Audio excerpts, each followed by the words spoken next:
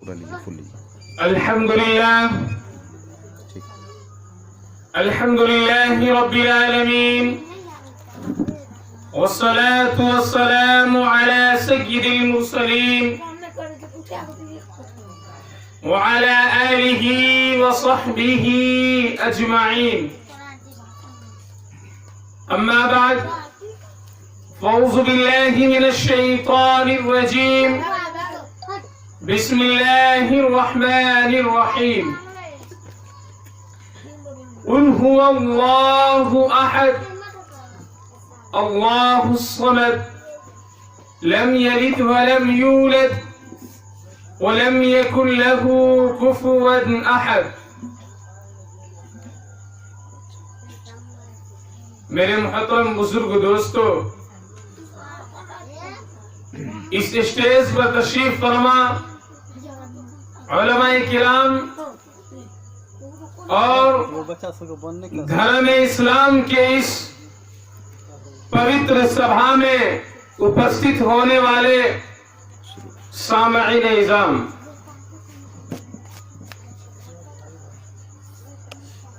अल्लाह तबारक व तआला का शुक्र है, एहसान है उस मालिक का, उस खालिक का, उस परवरदिगार का, जिसने हम तमाम भाई को दुनिया के तमाम मशगूलियात से निकालकर, शैतान के झुलसाव से, बहकाव से निकालकर एक जगह पर बैठकर हमें और आपको कुछ कहने और सुनने की तौफीक अता फरमाई। शुक्र है उस मौला का। मेरे मुहतरम बुजुर्ग दोस्तों,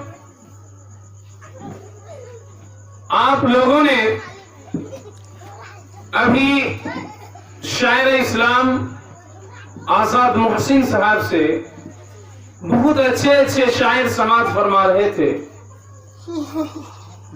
उसी शायर को हम संस्कृत में तब्दील करते हुए, और हम क्या, पंडित दयानंद सरस्वत ने कहा कि मदीने पाक से होकर जो हवा आती है, मदीने पाक से होकर जो हवा आती है, हम मरीजों के लिए बुए शिफा लाती है।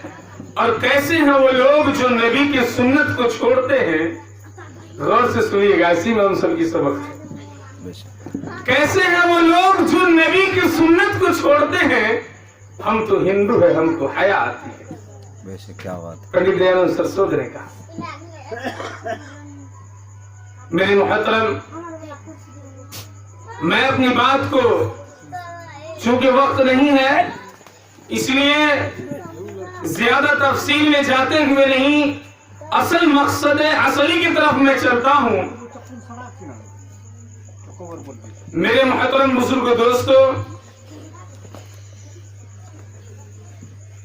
हमारे गैर मुस्लिम भाइयों में एक मंत्र पढ़ा जाता है, ब्रह्मा सूत्र। उस मंत्र का नाम है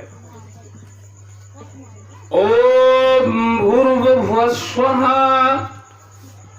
तस्सवितर्वरेण्यं भर्गो देवस्य धीमहि धियो यो नः प्रचोदयात्। एकं ब्रह्म द्वितीयनास्ति नानास्ति अज्ञान हितु कृत मोह मदम अंधकारनाशम वेदायम वेतु इक्तदैतु वेविका यशास्त्र विधि मुत्सुरज्यवर्ततैकां कारता न सा शुद्धिं न सुखं न प्रांगति यो मामज्मनादिं च वित्ति लोकमहेश्वरम् असम्मोढस्य सर्व पापैः प्रमुच्यते तस्मात् शास्त्रं परमानन्त कार्य भुवस्सितो। अब पंडित दयानंद सरस्वत हमारे नबी के शान में किस तरीका से शायर पढ़ रहा है, उसको हम और आप गौर से सुनेंगे। भूगतम स्वागतम मंगलम स्वागतम स्वागतम ऐ नबी मंगलम, दुख हरन सुख करन जीवनम मंगलम, मंगलम दाता प्रो दाता मह्य मंगलम, यदेव बंधु ध्यानिदे अभिनंदनम अभिनंदनम अभिनंदनम।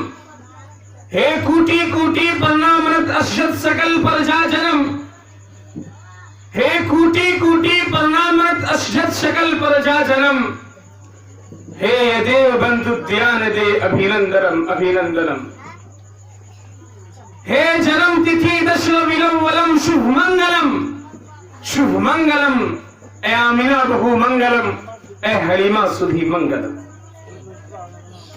मेरे मोहतरम बुजुर्ग दोस्तों, जब ईश्वर ने, परमात्मा ने, ब्रह्म शक्ति ने इस पृथ्वी का रचयिता किया, जिस पृथ्वी पर हम और आप बैठ करके अभी सुन रहे हैं, तो हमारे उलमाए दीन जो इस स्टेज पर उपस्थित हैं वो जानते हैं, आप लोग भी जानते होंगे, जो लोग तारीख की किताब से वाबस्ता हैं वो जानते हैं कि अल्लाह ने, ईश्वर ने, परम शक्ति ने, परमात्मा ने इस पृथ्वी का वजूद 6 दिन के अंदर अल्लाह रब्बुल इज्जत ने इस दुनिया को मुकम्मल किया।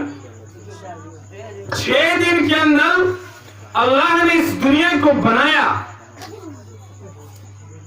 पहाड़, दरख्त, समुद्र, नदियां, झरियां, चांद, सूर्य, इन तमाम चीजों से अल्लाह ने इस दुनिया को 6 दिन के अंदर मुकम्मल किया। और ये तमाम चीज ईश्वर ने, परम शक्ति ने, परमात्मा ने हम तमाम इंसानों के लिए बनाया, हम लोगों के फायदे के लिए अल्लाह ने बनाया। मेरे मुहतरम बुजुर्गों दोस्तों, इस दुनिया का, इस ब्रह्मांड का रचयिता करना, इस चांद को बनाना, सूरज को बनाना, जमीन को बनाना, इस जमीन के ऊपर गल्ला पैदा करना, इस जमीन पर नदियां को बहाना, इस जमीन के ऊपर पहाड़ का मुसल्लत करना, इन तमाम चीजों का वजूद में लाना और उसके बाद इस संसार के अंदर एक इंसान का वजूद को लाना, ये सब अल्लाह ने क्यों किया? ईश्वर ने, परमात्मा ने, परम शक्ति ने आखिर इतना ज्यादा इस संसार को इतनी खूबसूरत खूबसूरत चीज से इस दुनिया को सजाया, तो क्यों सजाया? हम और आपने कभी गौर किया इस चीज के ऊपर? मेरे मुहतरम बुजुर्ग दोस्तों, अल्लाह ने जो इतना कुछ इस दुनिया के अंदर बनाया है और इतनी लजीज लजीज चीजों से इस दुनिया को सजाया है, और उसके अंदर जो हमें भेजा है, तो हमें भेजने का उस ईश्वर को जरूर कोई ना कोई मकसद है। हमारे इस दुनिया के अंदर जो हम और आप आए हैं, यूं ही नहीं आए हैं जिंदगी गुजारने के लिए और खाते पीते हुए मर जाने के लिए, चले जाने के लिए नहीं। इस दुनिया में आने का, इस पृथ्वी पर आने का ईश्वर ने जो हमें इस दुनिया के अंदर भेजा है, तो जरूर कोई ना कोई हमारा और आपका इस दुनिया में आने का लक्ष्य है, मकसद है। मेरे मुहतरम बुजुर्ग दोस्तों, तमाम मनुष्य के लिए जो भी इस पृथ्वी पर, इस दुनिया के अंदर इंसान के रूप में इस पृथ्वी पर आए हैं, इस पृथ्वी पर उपस्थित हुए हैं, जो भी मनुष्य इस दुनिया के अंदर आए हैं, तमाम मनुष्य के लिए, तमाम इंसानों के लिए, चाहे वो हिंदू हो, चाहे मुस्लिम हो, चाहे सिख हो, चाहे ईसाई हो, चाहे किसी भी धर्म से वो ताल्लुक रखता हो, सारे लोगों के जीवन का एक मकसद है और एक जरूरत है। सारे लोगों के जीवन का जरूर कोई न कोई मकसद है, लक्ष्य है, जिसको लेकर के मनुष्य इस पृथ्वी पर आए। एक होता है लफ्ज़ लक्ष्य और एक होता है जरूरत। यहीं पर हम गौर करेंगे और इन्हीं बातों के बाद मैं अपनी बात को खत्म कर दूंगा। गौर से सुनिएगा, तभी बात समझ में आएगी। एक होता है लक्ष्य, उसी को कहते हैं मकसद, और एक होता है जरूरत। मेरे मुहतरम बुजुर्ग दोस्तों, हम और आप दुकान और मकान बनाते हैं ना भाई?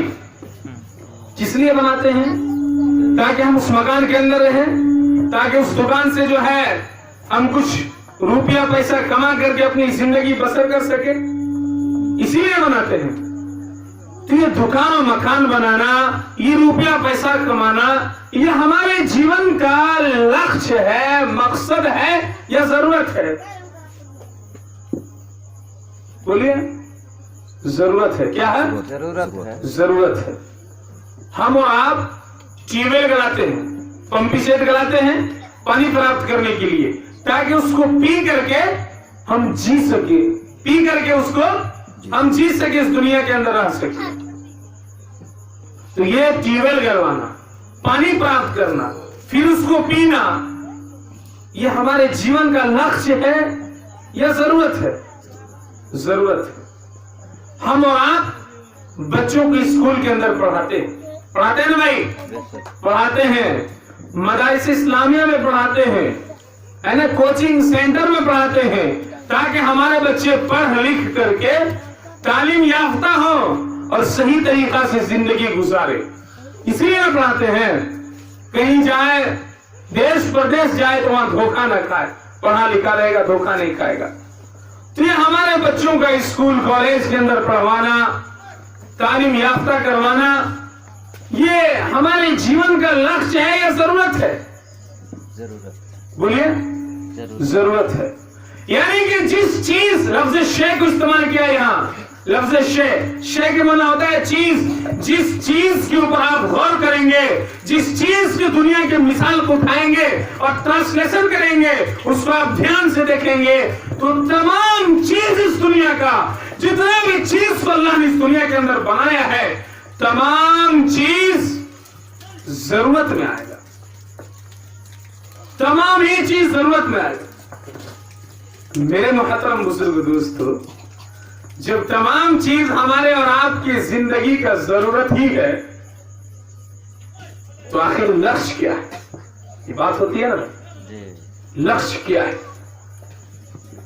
हमारे और आपकी जिंदगी का तमाम चीज जरूरत ही है, आखिर लक्ष्य क्या है? मेरे मुहतरम बुजुर्ग दोस्तों, जब हम और आप दिमाग लड़ाएंगे इन बातों पर और गौर से सोचेंगे और ध्यान से देखेंगे, किताबों का मुताला करेंगे, हमें और आपको मालूम होगा इस पृथ्वी पर आने वाले तमाम मनुष्य के लिए, जितने भी मनुष्य इस पृथ्वी पर उपस्थित हुए हैं, तमाम लोगों के जीवन का मकसद है, लक्ष्य है, उसके परमात्मा का, ईश्वर का, उसको पहचान हो जाए। यही लक्ष्य है इंसान की जिंदगी का। चाहे वो हमारे हिंदू भाई हो या हमारे मुसलमान हो, चाहे सिख हो या ईसाई हो, किसी भी धर्म से ताल्लुक रखता हो, अगर मनुष्य के रूप में उसका जन्म हुआ है, तो उसके जीवन का मकसद है, लक्ष्य है, तो उसके परमात्मा का, परम शक्ति का, ईश्वर का पहचान उसको हो जाए। मेरे महतरम बुजुर्ग दोस्तों, तमाम चीज को पहचानने की एक अलामत होती है। हम उलमाए किराम इस स्टेज पर हैं, हमारी अलामत है, निशानी है कि हम कुर्ता पजामा टोपी में हैं, जिससे सामाइन ये पहचानता है कि उलमाए दीन है, तकरीर करने की आए। इसी तरीका से बॉल कीपर है, जब वो मैच खेलता है तो उनका एक वर्दी अलग किस्म का होता है, जिससे लोग उसको पहचानते हैं कि ये लोग मैच खेलने वाले हैं।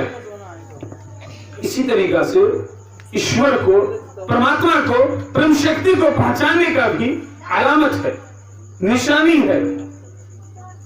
मेरे महतरम बुजुर्ग दोस्तों, तमाम मनुष्य के लिए चतुर्वेदी का मतलब ही यही होता है कि जब बात करें तो एक की तरफ से नहीं, तमाम ही लोगों की तरफ से। तमाम लोगों के जीवन का मकसद है उसके परमात्मा को, उसको पहचान हो जाए, और तमाम इंसानों के लिए, तमाम मनुष्य के लिए अपने परमात्मा को, परम शक्ति को, ईश्वर को पहचानने का सिर्फ 3 ही तरीका है, 3 निशानी है। उस ईश्वर को पहचानने का, उस परमात्मा को जिसने हमें और आपको इस पृथ्वी पर जन्म दिया, उपस्थित किया। वो 3 निशानी क्या है मेरे मोहतरम बुजुर्ग दोस्तों? इन्हीं 3 बातों को हमें और आपको याद करना है और यहां से विदाई होना है। मेरे मोहतरम बुजुर्ग दोस्तों, उस ईश्वर को, परमात्मा को पहचानने का सबसे पहला निशानी है, सबसे पहली अलामत है कि वो ईश्वर, वो परमात्मा, वो परम शक्ति अजन्मा होता है, उनका जन्म नहीं होता। क्या होता है? अजन्मा। बोलिए भाई, याद रखना इन 3 चीजों को। हम जो इतना देर से जागे हैं यहाँ पर और कुछ याद नहीं हो तो बेकार है ना भाई जी। तो याद करके जाना है और उस पर अमल करना है इंशाअल्लाह। बोलिए इंशाअल्लाह।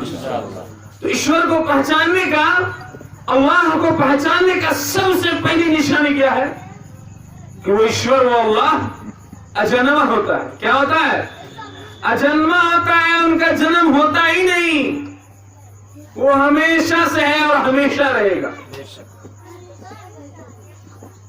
इसी बात को जब हम और आप वेद से पूछते हैं, हिंदू भाई की किताब से पूछते हैं, तो अथर्ववेद अध्याय नंबर 31 मंत्र नंबर 9 के अंदर लिखा हुआ है, एकम ब्रह्म द्वितीय नास्ते नाना नेहा नास्ते किंचम एकम अद्वैतम। कि वो ईश्वर, वो परमात्मा, वो परम शक्ति एक है। क्या है? एक है, हमेशा से है, हमेशा रहेगा। इसी चीज की तस्दीक करते हुए कुरान करीम ने कहा, कुल हुवल्लाहु अहद, अल्लाह एक है। क्या कहा? कुल हुवल्लाहु अहद, अल्लाह एक है। अल्लाहुस समद, अल्लाह बेनियाज है। लम यलिद, न तो किसी ने उनको पैदा किया, वलम यूलद, न तो वो किसी से पैदा हुआ। न तो किसी ने उनको पैदा किया, है, हमेशा रहेगा। वो ईश्वर अजन्मा है, उनका जन्म नहीं होता। मेरे मोहतरम बुजुर्ग दोस्तों, उस ईश्वर को, उस परमात्मा को, अल्लाह को पहचानने का दूसरी अलामत है, दूसरी निशानी है कि वो ईश्वर, वो अल्लाह, वो परमात्मा, परम शक्ति हमारी नजरों से ओझल होता है, हमें दिखाई नहीं देता। क्या होता है? दिखाई नहीं देता। मूसा अलैहिस्सलाम बहुत ही जिद्दी नबी थे। मैं तफसील में जाना नहीं चाहता वरना असल बात रह जाएगी। जिद कर बैठे कि अल्लाह हम आपको देखने के लिए चाहते हैं। कहा कि मूसा जिद मत करो, नहीं देख पाओगे मुझे, तुम्हारी आंख के अंदर वो बीनाई नहीं है जो मेरे नूर के तजल्ली को बर्दाश्त कर सके। मूसा अलैहिस्सलाम ने कहा कि नहीं, ए अल्लाह, बात करने से मेरे मौला जी नहीं भरता, बात तो सब दिन करते हैं मेरे मौला। मैं आपको देखने के लिए चाहता हूँ, मैं आपका दीदार करने के लिए चाहता हूँ। मेरे मोहतरम बुजुर्ग दोस्तों, अल्लाह रब्बुल इज्जत ने कहा कि ठीक है मूसा, जब तुम नहीं मानते हो तो दूसरे दिन तुम आ जाना। मेरे मोहतरम बुजुर्ग दोस्तों, जब मूसा अलैहिस्सलाम दूसरे दिन आते हैं, फिर अल्लाह रब्बुल इज्जत कहते हैं कि मूसा जिद मत करो, तुम मुझे नहीं देख सकते। मूसा अलैहिस्सलाम कहता कि अल्लाह, जी नहीं भरता बात करने से, देखूंगा मैं आपको, मैं आपका दीदार करने के लिए चाहता हूं।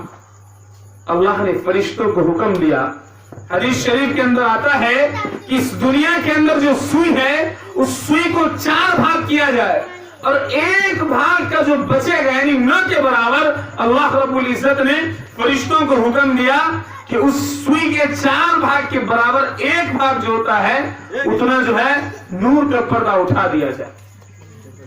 जैसे ही फरिश्ते नूर का पर्दा उठाते हैं, मूसा अलैहिस्सलाम की पहली निगाह जब पड़ती है उस पर्दे के ऊपर, मूसा अलैहिस्सलाम बेहोश होकर गिर जाते हैं। कई घंटा बेहोश रहते हैं। फिर मूसा अलैहिस्सलाम की रूह फरियाद करती है, रूह फरियाद करती है, ऐ मेरे मौला, मान गया मैं कि मैं आपको नहीं देख सकता, मुझे माफ कर दीजिए मेरे अल्लाह।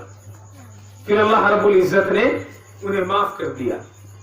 तो मेरे मोहतरम बुजुर्ग दोस्तों, हमारी और आपकी आंख के अंदर वो बीनाई नहीं है।